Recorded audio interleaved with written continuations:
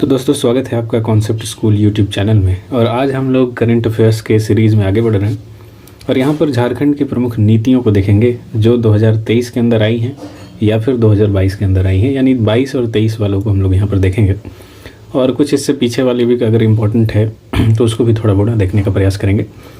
तो यहाँ पर हम लोग नीतियों को देखने वाले हैं और आपको पता होगा कि नीतियाँ जो होती हैं ये थोड़ी जहाँ पे ज़रूरत होती है वहाँ पे हम लोग डिटेल्ड भी देखने का प्रयास करेंगे और कब आई थी और ये किससे संबंधित हैं, क्या इसमें प्रावधान है, उनको देखने का प्रयास करेंगे। और यहाँ से क्वेश्चंस हर एग्ज़ाम में बनते हैं, तो सब यहाँ पे भी आगे जो एग्ज़ाम्स झारखंड में होने वाले हैं वहाँ पर भी यहाँ से क्वेश्चन बनेंगे। तो चलिए वीडियो को स्टार्ट करते हैं। वीडियो पसंद आया अगर तो लाइक कर लीजिएगा, चैनल को सब्सक्राइब कर लीजिएगा, ठीक है। और इसके अलावा थोड़ा सा एक छोटा सा इन्फॉर्मेशन की देखिए, जैसे टेलीग्राम पर जब आप आएँगे तो कॉन्सेप्ट स्कूल का जो टेलीग्राम चैनल है, तो इस टेलीग्राम चैनल पर हम लोग क्या कर रहे हैं, तो काफ़ी सारे MCQs और क्विज़ हम लोग स्टार्ट कर रहे हैं या स्टार्ट किए हुए हैं, जो जब चल भी रहा है। जैसे झारखंड अभी स्पेशल चल रहा है, इसमें हम लोग एक एक टॉपिक को करके देखते जा रहे हैं और ये मेनली देखिए रिवीजन के लिए, ठीक है। रिवीजन पर्पज़ के लिए आप यहाँ पर जुड़ सकते हैं। झारखंड वाला 9:30 बजे हम लोग लेकर चल रहे हैं, डेली का डेली टॉपिक वाइज आपको टॉपिक पहले ही दे दिया जा रहा है। इसके अलावा अभी हम लोग साइंस में फिजिक्स को लेकर चल रहे हैं, ठीक है। इसका कोई फिक्स टाइम तो नहीं है, लेकिन रात में हर रोज़ आपको एक टॉपिक दिया जाता है और इसमें क्विज डाल दिया जाता है।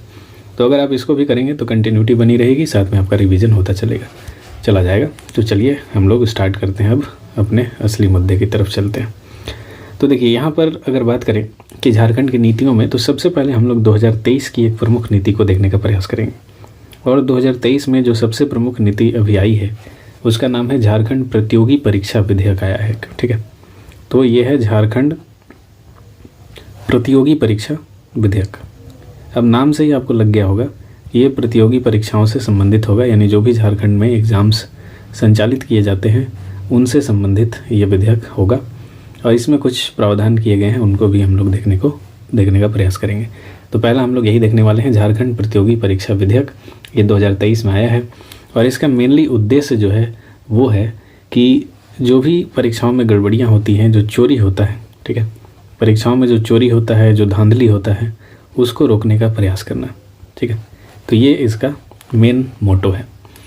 अब यहाँ पे अगर हम लोग बात करें कि ये जो विधेयक है वो कब पारित किया गया है, तो थोड़ा सा ध्यान रख लीजिएगा कि झारखंड विधानसभा में ये विधेयक जो है 3 अगस्त 2023 को पारित किया जा चुका है, ठीक है। तो 3/8/23 आपको याद रखना है कि ये विधेयक झारखंड विधानसभा से पारित हो चुका है। और प्रतिस्पर्धी परीक्षाओं में जो भी धांधली है, गड़बड़ियां हैं, धोखाधड़ी जो होता है, उसको यहाँ पर रोकना है और एक पारदर्शी तरीके से जो एग्ज़ाम्स है उसको कंडक्ट कराने की बात यहाँ पर की गई है, ठीक है। पारदर्शी तरीके से एग्ज़ाम होगा। अब सवाल है, यहाँ पर समझ गए होंगे कि इसका पर्पज़ क्या है। अब इसके कुछ प्रावधानों को देखते हैं। यहाँ पर कह दिया गया है कि झारखंड में जितने भी एग्ज़ाम्स होते हैं, आप ये ध्यान रखिएगा कि ये सभी एग्ज़ाम्स पे लागू होता है जो गवर्नमेंट के द्वारा कराया जाता है, ठीक है। सभी गवर्नमेंट एग्ज़ाम्स पर ये लागू होता है। इसके अलावा जो भी सरकार में जो उपक्रम है, निगम है, उन पे भी, यानी जो गवर्नमेंट से अटैच्ड हैं, जैसे लिमिटेड जो भी कंपनियां होती हैं, उनसे भी रिलेटेड जो एग्ज़ाम्स होते हैं वहाँ पर भी ये लागू होगा। तो याद रखिएगा कि सभी सरकारी परीक्षाओं पर ये लागू होगा, पहला बात। दूसरा बात ये है कि इस विधेयक में जो परीक्षार्थी हैं उनके संबंध में कुछ प्रावधान है, ठीक है। किसके संबंध में प्रावधान है, तो इसको ध्यान रखिएगा कि पहला परीक्षार्थी के संबंध में है। दूसरा कि जो एजेंसियां एग्ज़ाम कंडक्ट कराती हैं उनको भी इसमें शामिल किया गया है, यानी उनके संबंध में भी कई प्रावधान इसमें दिए गए हैं। यानी कुछ एजेंसियों को शामिल किया गया है जो एग्ज़ाम कंडक्ट कराती हैं। इसके अलावा जो सरकारी कर्मचारी हैं जो एग्ज़ाम कंडक्ट कराने में संलग्न रहते हैं, उन सरकारी कर्मचारियों को भी इसके दायरे में रखा गया है, यानी उनसे संबंधित भी इसमें कई प्रावधान किए गए हैं। अब देखते हैं कि इनके संबंध में क्या क्या प्रावधान है। तो देखिए यहाँ पे बोला गया है कि जो सरकारी कर्मचारी हैं, सबसे पहले इनकी अगर बात करें तो इनको साफ साफ कह दिया गया है कि अगर आप परीक्षा ड्यूटी में हैं, ठीक है, ये याद करने का ज़रूरत नहीं है, बस आप थोड़ा सा सुन लीजिए ताकि आपके ओवरव्यू दिमाग में एक रहेगा। तो इनको बोला गया है कि अगर आप ड्यूटी में हैं तो आपको ड्यूटी के दौरान किसी भी अपने करीबी को, रिश्तेदार को कुछ भी बताने की आवश्यकता नहीं है, या प्रचार नहीं कर सकते हैं। अपने परिवार के सदस्यों को भी कुछ भी नहीं कह सकते हैं, ठीक है। तो यहाँ पे ये कहा गया है सरकारी कर्मचारियों के बारे में कि आप रिश्तेदारों को इस बारे में कुछ भी इन्फॉर्मेशन नहीं देंगे एग्ज़ाम्स के संबंध में।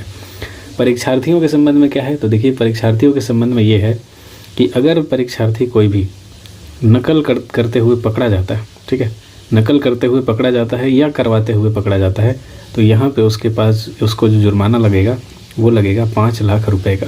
तो पहला पॉइंट याद रखिएगा, 5 लाख रुपए के तक का जुर्माना लगेगा। और दूसरा कि अगर ये 5 लाख रुपए वो नहीं चुकाता है तो उसको 9 महीने का जेल हो सकता है, यानी 5 लाख रुपया दे दो या फिर 9 महीने का जेल काट लो, तो इन दोनों में से कोई एक प्रावधान होगा।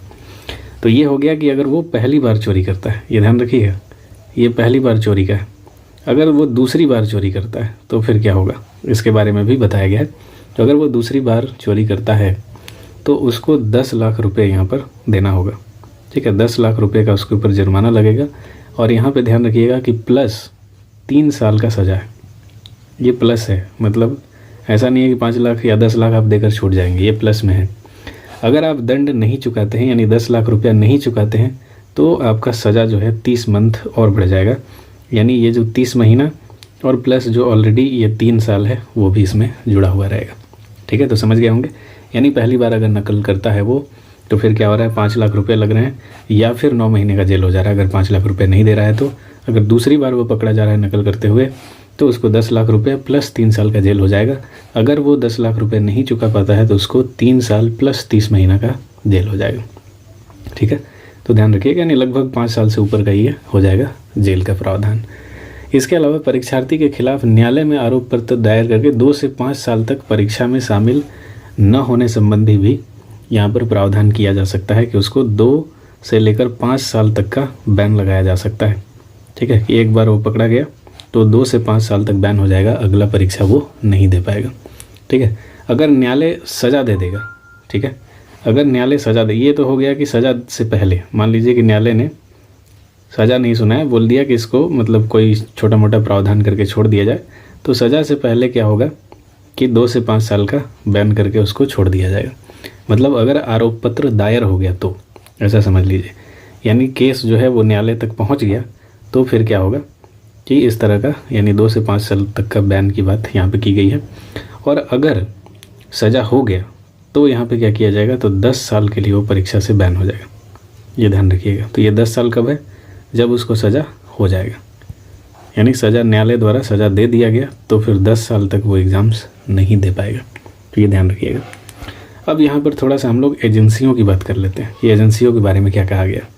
तो देखिए एजेंसियों के बारे में ये कहा गया है कि जो भी कंपनी या एजेंसी एग्ज़ाम कंडक्ट कराती हैं वो अगर प्रश्न पत्र लीक कराती हैं तो उनको यहाँ पर 10 साल के लिए बैन कर दिया जाएगा, ठीक है, 10 साल तक के लिए बैन। या फिर एजेंसी के द्वारा कोई भी ऐसा व्यक्ति है जो ये सारा काम करवा रहा है तो उसके लिए आजीवन कारावास का भी प्रावधान है, ठीक है। तो 10 साल तक का बैन है उस एजेंसी को, और इसके अलावा आजीवन कारावास का प्रावधान भी किया गया है। और साथ ही 10 करोड़ रुपए भी आपको देने होंगे, ठीक है। तो 10 करोड़ रुपए का भी जुर्माना लगाया जाएगा, ठीक है। तो ध्यान रखिएगा, यानी परीक्षा की प्रक्रिया में कोई भी अगर एजेंसी शामिल है और परीक्षा की गोपनीयता भंग करती है या प्रश्न पत्र लीक करवाती है तो कम से कम उसको 10 साल का यहाँ पे सज़ा है, या इसके अलावा अधिकतम आजीवन कारावास का प्रावधान है। और जो साथ ही आप देख सकते हैं कि 10 करोड़ रुपए का जुर्माना भी उसके ऊपर लगा दिया जाएगा। अगर वो जुर्माना नहीं चुका पाता है यानी 10 करोड़ रुपए नहीं दे पाता है तो उसको 3 साल का अतिरिक्त सज़ा दे दिया जाएगा, यानी आजीवन कारावास प्लस 3 इस तरह का है। या मान लीजिए ये तो कंडीशन पे डिपेंड करता है कि वो कितना बड़ा धांधली करवा रहा है, तो उसके हिसाब से जो भी सज़ा दिया जाएगा उसको उसमें 3 साल प्लस हो जाएगा, ठीक है। तो ये समझ गए होंगे आप। इसके अलावा देखिए इसी एजेंसी में थोड़ा सा प्रिंटिंग प्रेस को भी जोड़ा गया है, यानी जहाँ पर प्रश्न पत्रों का जो प्रिंटिंग होता है, यानी कोई व्यक्ति अगर प्रिंटिंग प्रेस या परीक्षा संचालन के लिए अनुबंधित है और वह प्रतियोगिता परीक्षा के संबंध में प्रश्न पत्रों को किसी भी समय परीक्षा समाप्त होने से पहले या इधर उधर से किसी भी तरह से OMR को नष्ट करता है या इधर उधर कहीं भेज देता है व्हाट्सएप वगैरह के जरिए, तो उसको यहाँ से 7 से 10 साल की सज़ा दी जाएगी, ठीक है। तो 7 से 10 साल की सज़ा दी जाएगी। इसके अलावा 1 करोड़ से 2 करोड़ रुपए तक का उसको जुर्माना लगाया जा सकता है, ठीक है। तो 1 से 2 करोड़ रुपए का जुर्माना लगाया जा सकता है। और अगर वो ये जुर्माना नहीं चुका रहा है तो प्लस 3 साल जो है वो बढ़ाया जा सकता है, किसमें, तो सज़ा में, जेल। तो ये किसके लिए है? तो ये वैसे लोगों के लिए है जो प्रिंटिंग से जुड़े हुए हैं, क्वेश्चन वगैरह जो प्रिंट करवाते हैं उससे जुड़ा हुआ जो कर्मचारी हैं उनके लिए इस तरह का प्रावधान किया गया। तो आप ओवरव्यू समझ गए होंगे कि यही है आपका जो नया प्रतियोगी परीक्षा विधेयक आया है। एक बार रिपीट कर दे रहे हैं फटाफट।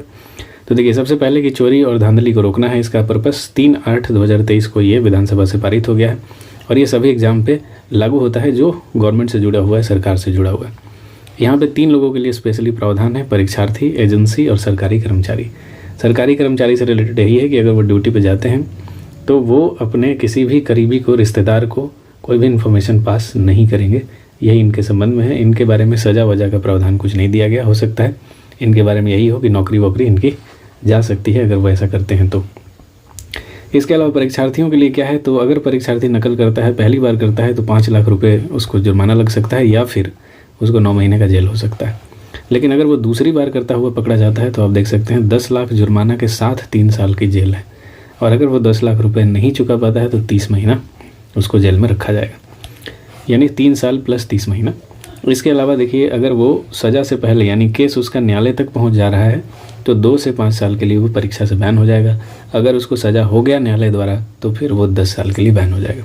अगर एजेंसियों की बात करें तो एजेंसी, देखिए कोई भी एजेंसी अगर पकड़ी जाती है तो उसको 10 साल के लिए बैन कर दिया जाएगा, प्लस उसका जो हेड होगा उसको आजीवन कारावास यहाँ पर दिया जाएगा और साथ ही 10 करोड़ रुपये, यानी प्लस लगा हुआ है तो 10 करोड़ रुपये का जुर्माना भी लगाया जाएगा।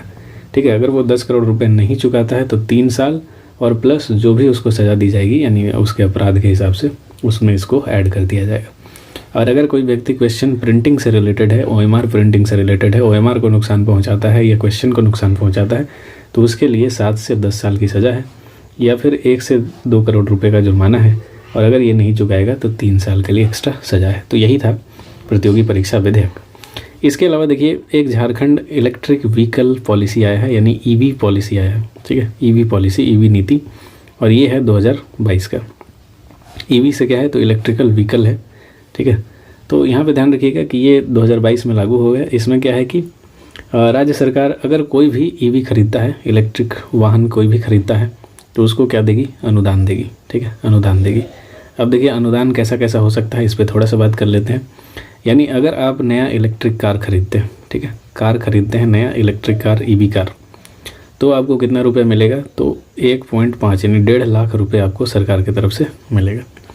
अगर आप यहीं पर EV स्कूटी या फिर कोई 2 पहिया वाहन खरीदते हैं, ठीक है, EV 2 पहिया स्कूटी या कोई भी 2 पहिया, तो इसमें आपको कितने रुपए सरकार देगी, तो 10,000 रुपये देगी। ठीक है, 10,000। और अगर आप 3 पहिया यानी ऑटो खरीदते हैं, ऑटो या 3 पहिया, तो इसमें आपको 30,000 रुपये देगी गवर्नमेंट, 30,000। और अगर आप बस खरीदते हैं EV, ये सारा EV का बात हो रहा है, इलेक्ट्रिक वाला, तो EV बस खरीदते हैं तो आपको कितना दिया जाएगा, तो यहाँ पर 20 लाख रुपए आपको दिया जाएगा। किसके द्वारा, सरकार के द्वारा। तो ध्यान रखिएगा, यही है इलेक्ट्रिक व्हीकल पॉलिसी जो 2022 का है। अब थोड़ा सा नया पर्यटन जो नीति आया है उसको देख लेते हैं। तो देखिए, एक 2022 में पर्यटन नीति आया था। ठीक है, पर्यटन नीति ये झारखंड के संबंध में था और ये 2022 में आया था। और इसके बारे में क्या था कि झारखंड में जो टूरिज़्म है उसको बढ़ावा देने के लिए इसको लाया गया है। और इसमें जो भी टूरिज़्म के क्षेत्र में निवेश करेंगे, यानी जो निवेशक होंगे जो इन्वेस्ट करने आएंगे, उनके लिए क्या किया जा रहा है, तो फर्स्ट कम फर्स्ट सर्व की नीति अपनाई जा रही है। तो ये ध्यान रखिएगा, फर्स्ट कम फर्स्ट सर्व। इस नीति के द्वारा अगर जो भी पहले निवेशक आता है, यानी पहले आइए और पहले पाइए वाला नीति है कि जैसे आप आ रहे हैं तो आपको क्या दिया जाएगा, तो आपको आने के बाद निवेशक को स्पेशल पैकेज देगी सरकार, ताकि ये लोग मोटिवेट हों और ज़्यादा इन्वेस्टमेंट आए। तो स्पेशल पैकेज इनको दिया जाएगा और कई भी इंसेंटिव इनको दिया जा रहा है और भी कई लाभ सरकार के द्वारा निवेशकों को दिया जाएगा, वो आपके काम का नहीं है। अब देखिए, कैपिटल इन्वेस्टमेंट पर 10 करोड़ की लिमिट तक 20 से 25% सब्सिडी यहाँ पर दिया जा रहा है। मतलब अगर कोई निवेशक है वो अगर 10 करोड़ रुपया इन्वेस्ट करता है तो उसको जो है 20 से 25% तक का यानी सब्सिडी जो है इसमें सरकार दे देगी। ठीक है, तो इसको ध्यान रख सकते हैं। इसके अलावा 5 वर्ष तक जो GST है, यानी इस निवेशक को जो GST है उसमें 5 साल तक, ठीक है, 5 साल तक कितना छूट दिया जाएगा, तो वो दिया जाएगा 75%। ठीक है। 75% 5 साल तक उसको छूट भी मिलेगा। 10 करोड़ अगर वो इन्वेस्ट कर रहा है मैक्सिमम, तो उसको 20 से 25% सब्सिडी भी मिलेगा। इसके अलावा जो स्टाम्प ड्यूटी है, इलेक्ट्रिसिटी ड्यूटी है, ये सब इसका माफ़ हो जाएगा, ठीक है। तो स्टाम्प ड्यूटी जो है वो माफ़ हो जाएगा और जो इलेक्ट्रिसिटी ड्यूटी है वो भी माफ़ हो जाएगा, बिजली वाला जो लगता है, ठीक है। तो ये दोनों को क्या कर दिया जाएगा, तो माफ़ कर दिया जाएगा, यानी ये बिल्कुल भी नहीं देना है, तो इसको ध्यान रखिएगा। इसके अलावा इस जो भी नीति है इसमें महिलाओं के लिए स्पेशल प्रावधान है, यानी उनको विशेष छूट मिलेगा। इसके अलावा जो SC हैं, जो ST हैं, इनके लिए भी विशेष प्रावधान इसमें दिया गया है और स्पेशली दिव्यांगों को भी काफ़ी ज़्यादा इसमें तवज्जो दिया गया है, इनको भी काफ़ी सारी सुविधाएं यहाँ पर दी गई है, तो उतना रटने की आपको आवश्यकता नहीं है। इसके अलावा यहाँ पे सबसे बड़ी बात है कि इस पर्यटन नीति में ना सिंगल विंडो जो व्यवस्था है उसको बनाने का प्रयास किया गया है। ये नहीं कि कोई निवेशक आ रहा है और वो 10 जगह जा रहा है डॉक्यूमेंट बनवाने के लिए, उसको एक ही जगह पर सारा डॉक्यूमेंट मिल जाएगा। इसी को कहते हैं सिंगल विंडो सिस्टम, तो वो यहाँ पर बनाए जाने का प्रयास किया जा रहा है। और नई टूरिज़्म जो पॉलिसी है इसके अंतर्गत कुछ प्रमुख स्थल हैं जिनको काफ़ी ज़्यादा मतलब री इनोवेट किया जाएगा, उनको और ज़्यादा अच्छा बनाया जाएगा। जिसमें कौन कौन से स्थल हैं इनको थोड़ा सा देख लीजिए। एक तो देवघर है, आप जानते हैं सांस्कृतिक राजधानी भी है। इसके अलावा पारसनाथ की बात की गई है, इसी की वजह से आंदोलन भी हुआ था। पारसनाथ के अलावा जो मधुबन पहाड़ी है यहीं पारसनाथ में ही, तो इसकी बात की गई है। इसके अलावा इटखोरी जो जगह है चतरावाला, तो यहाँ पर भी इसकी बात की गई है। तो इस तरह से आप देखेंगे कि ये 4 प्रमुख स्थल हैं जिनको इनोवेट किया जाएगा और यहाँ पर विशेष सुविधाएं दी जाएंगी। इसके अलावा इको टूरिज़्म बढ़ाने की भी बात की गई है। तो थोड़ा सा यहाँ पर देखते हैं कि इको टूरिज़्म यानी पर्यावरण अनुकूल जो टूरिज़्म है उसको भी बढ़ाने की बात यहाँ पर की गई है सरकार के द्वारा। तो इको टूरिज़्म में आप देखेंगे तो जो लातेहार वाला जो नेतरहाट वाला बेल्ट है उसको यहाँ पर इको टूरिज़्म के अंतर्गत रखा जाएगा, ठीक है। नेतरहाट, लातेहार और बेतला वाला जो रीजन है इसको इको टूरिज़्म में शामिल किया जाएगा। इसके अलावा जो चांडिल डैम है, ठीक है, चांडिल, दलमा, ठीक है, इस तरह से। इसके अलावा जो गेतलसूट डैम है, ये सब इको टूरिज़्म के जो सर्किट है उसमें ये लोग शामिल होने वाले हैं। ये सारी जगहों को इसमें शामिल किया गया है। यहाँ पे किया जाएगा तो कुछ रेस्ट हाउस बनाया जाएगा, लोग आके रहेंगे, ठीक है, कुछ रेस्ट हाउस की व्यवस्था की जाएगी, तो इस तरह से। इसके अलावा जो भी कल्चरल प्रोग्राम्स वगैरह हैं, फूड फेस्टिवल्स हैं, ये सब किया जाएगा, तो उतना काम करनी है। और ग्रामीण पर्यटन को भी बढ़ावा देगा, तो कई ग्रामों को चिन्हित किया जाएगा, उनको वहाँ की जो भी फेमस चीज़ें हैं उनको आगे बढ़ाया जाएगा, इस तरह से कुछ काम है। इसके अलावा खनिज संपदा को प्रदर्शन करने का प्रयास भी किया जाएगा। फिर और कुछ चीज़ें हैं जो शामिल किया जाएगा, यानी इसमें एडवेंचर टूरिज़्म की भी बात की गई है, ठीक है, तो इसको भी ध्यान रख सकते हैं। एडवेंचर टूरिज़्म की भी बात की गई है और इसमें क्या है कि जो पैराग्लाइडिंग है, वाटर स्पोर्ट्स है, रॉक क्लाइंबिंग है, ये सारे चीज़ों को भी शामिल किया गया है। इसके अलावा वाटर स्पोर्ट्स के लिए कुछ जगहों को यहाँ पर चयनित किया गया है वाटर स्पोर्ट्स के लिए। तो वाटर स्पोर्ट्स में जो प्रमुख डैम है, जैसे तिलैया डैम है, वहाँ उसको चुना गया है। मसानजोर डैम है, इसको चुना गया है। चांडिल डैम है, पतरातुर, यानी जितने भी प्रमुख डैम है सबको लगभग चुना गया है वाटर स्पोर्ट्स के लिए, तो इसको आपको ध्यान रखना है। तो इस तरह से हम लोग इसमें 2 नीति को प्रमुख डिस्कस किए हैं। तो ज़्यादा करने से होगा यूँ कि आपको याद रहेगा नहीं, इसीलिए 2 ही नीतियों को हम लोग यहाँ पर देखेंगे। आगे एक और वीडियो लाएंगे जिसमें और भी जो कुछ नीतियाँ बच गई हैं उनको यहाँ पर देखने का प्रयास करेंगे। और इस तरह से अगर आप देखेंगे तो ज़्यादा प्रेशर भी नहीं पड़ेगा और आपको चीज़ें याद भी हो जाएंगी। तो उम्मीद करते हैं कि ये भी आपको लगभग याद हो गया होगा, 1-2 बार रिवाइज़ करने की आवश्यकता पड़ेगी। तो अगर वीडियो पसंद आए तो वीडियो को लाइक कर लीजिएगा, चैनल को सब्सक्राइब कर लीजिएगा। मिलते हैं अगले वीडियो में। Thank you so much.